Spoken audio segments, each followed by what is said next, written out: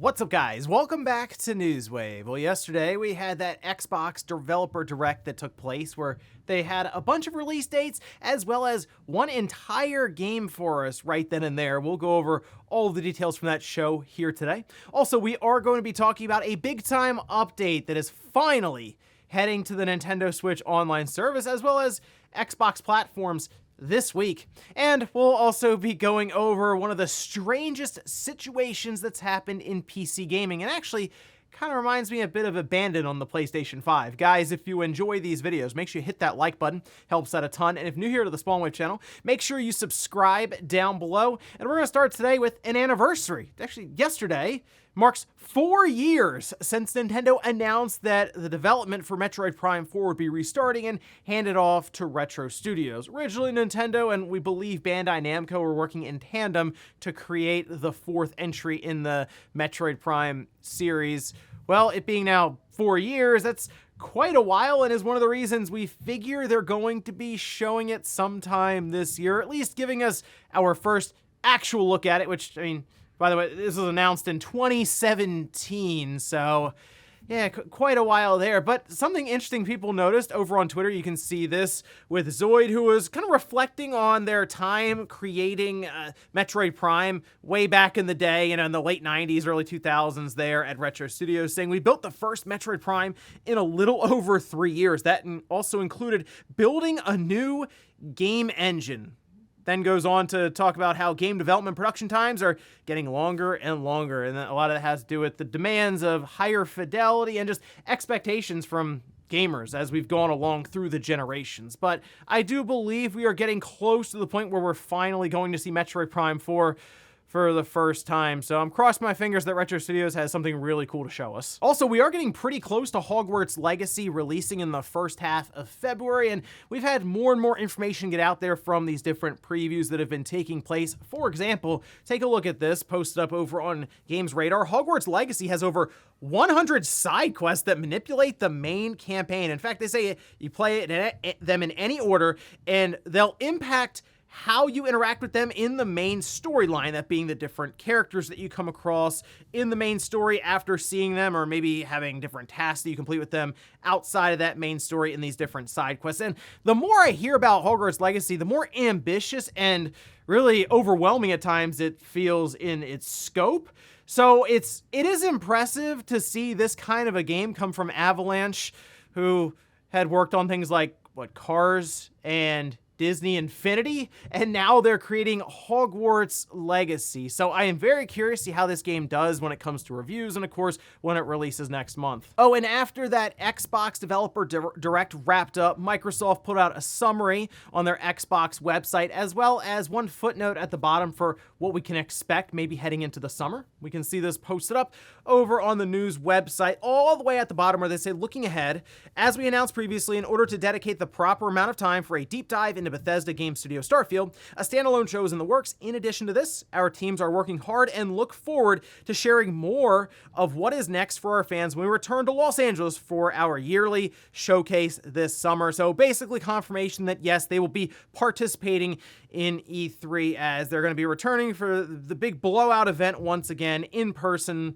all these different things in LA. So as expected, and based on some of the release dates that we have that we'll be going over here soon, there may still be some titles to talk about that we're looking forward to and we're hoping would fall into the first half of 2023. But it's at least good to see Microsoft confirm that yes, they will be in attendance at E3, even though we all kind of figured it already. And guys, with some of the quick news out of the way, let's get into the bigger stuff. Let's start right away with the long-awaited update that's finally coming to Nintendo Switch Online, as well as Xbox platforms through Game Pass and Rare Replay.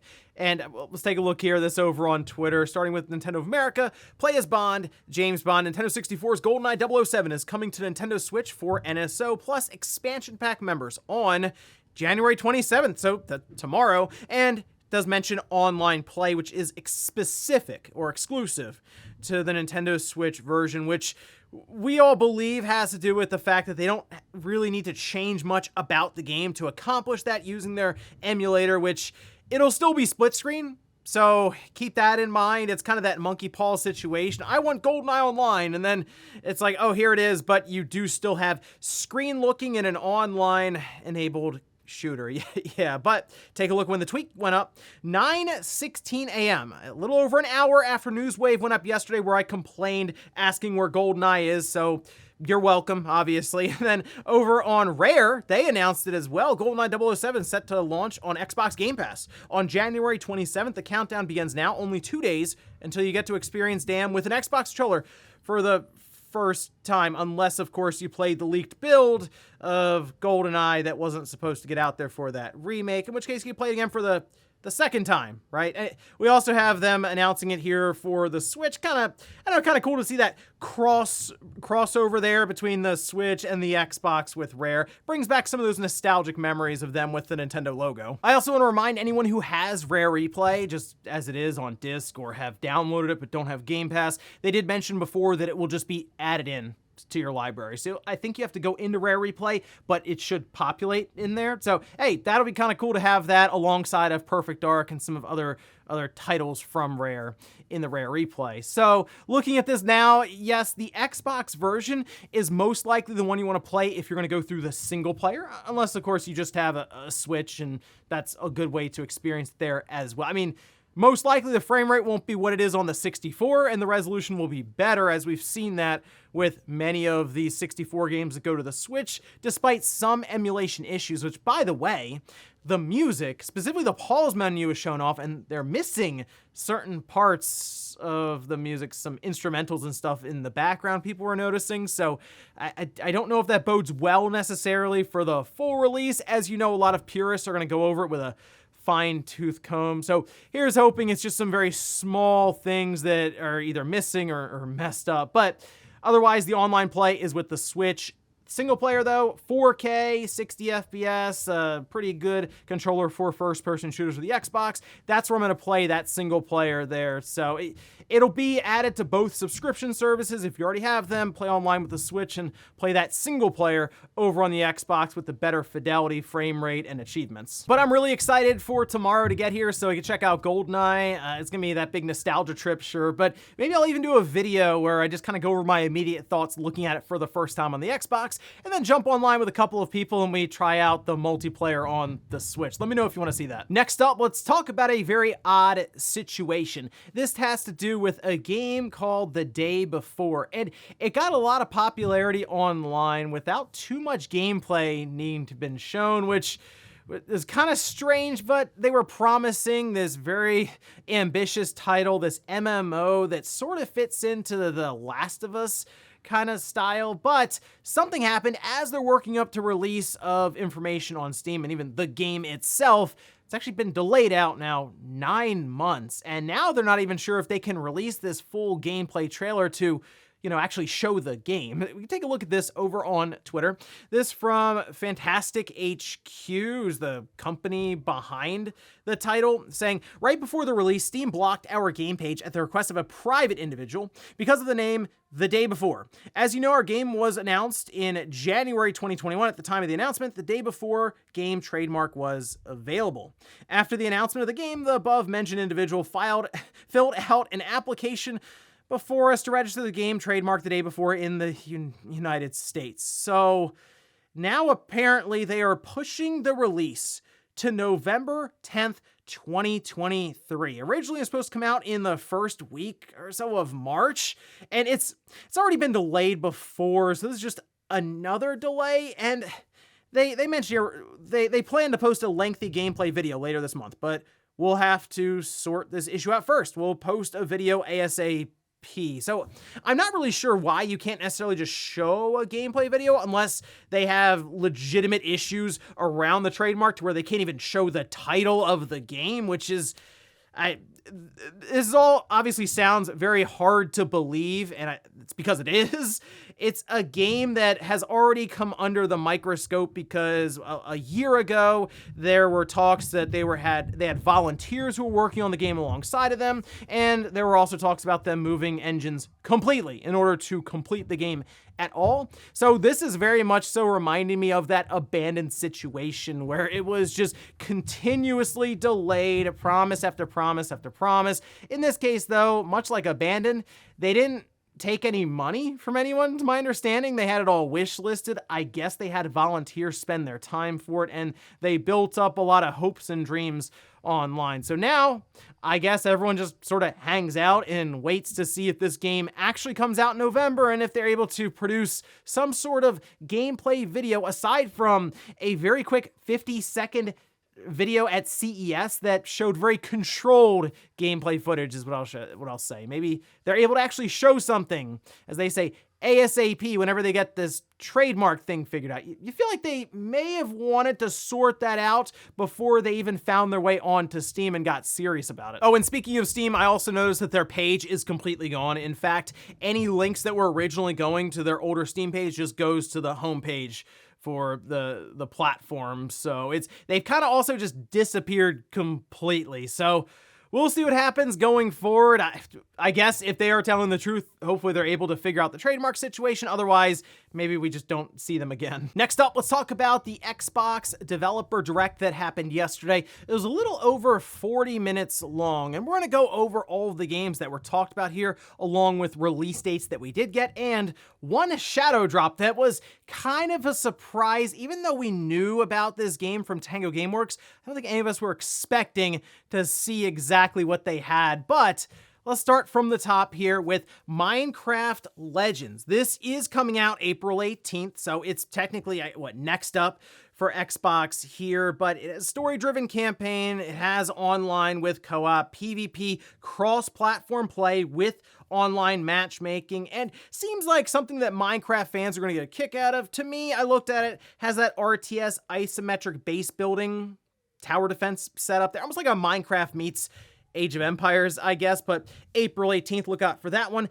Then we had Forza Motorsport, of course, from Turn 10. This game looks visually incredible. It's going to have 4K, 60 FPS with ray tracing, full single-player campaign, as you would expect, and they kept saying ground up, rebuilt from the ground up over and over and over again, and it definitely showed because this looks like it's going to be the most realistic looking and feeling racing game. The only problem, still no release date. It just said coming 2023. Kind of awkward to show up like that when everyone else around you at least had some sort of release date or even release month. So this might be one that we see again at E3, and I don't know, maybe it falls into the second half of 2023.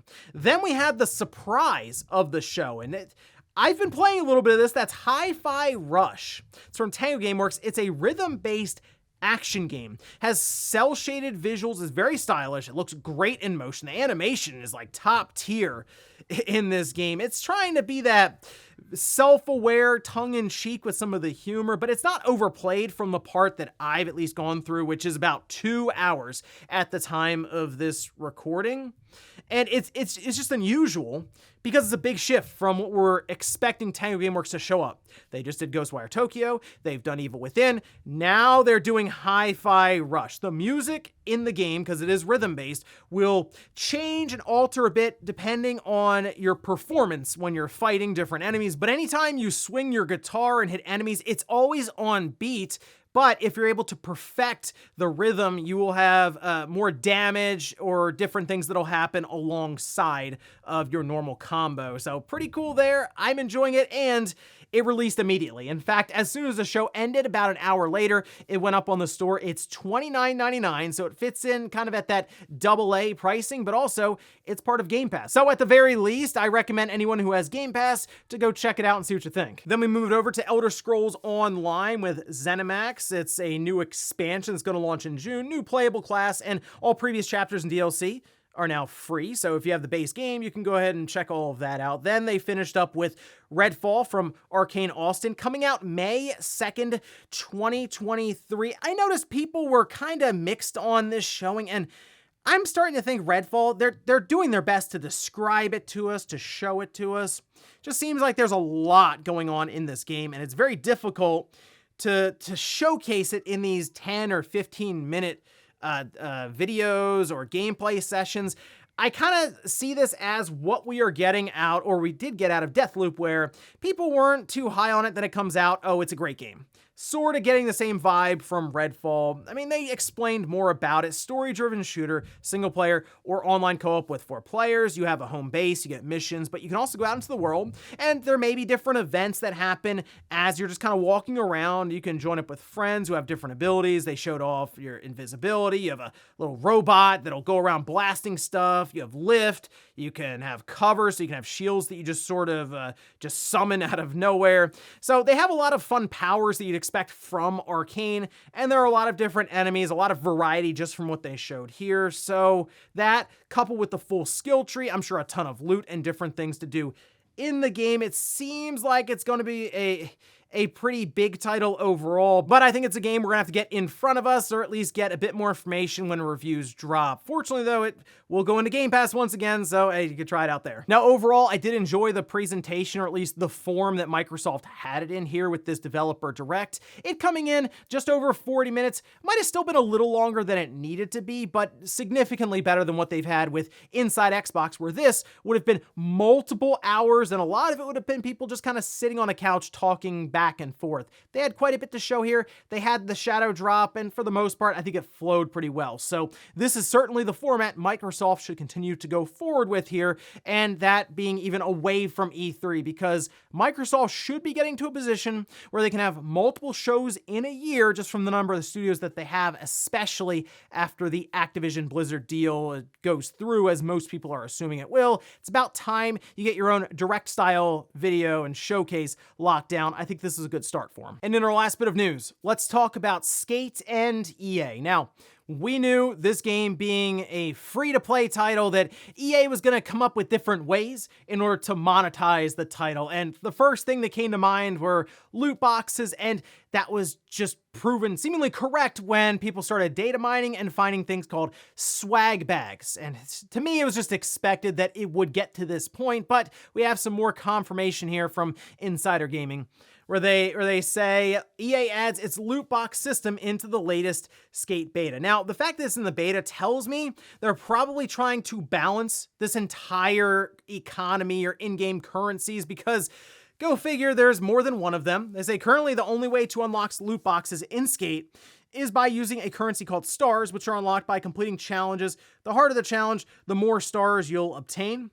Previous data mines have suggested you'll also be able to use another in-game currency called taps to exchange for stars if needed, but such an option isn't available in this current round of play testing. Taps are earned through tricks, general play, and increasing your reputation level.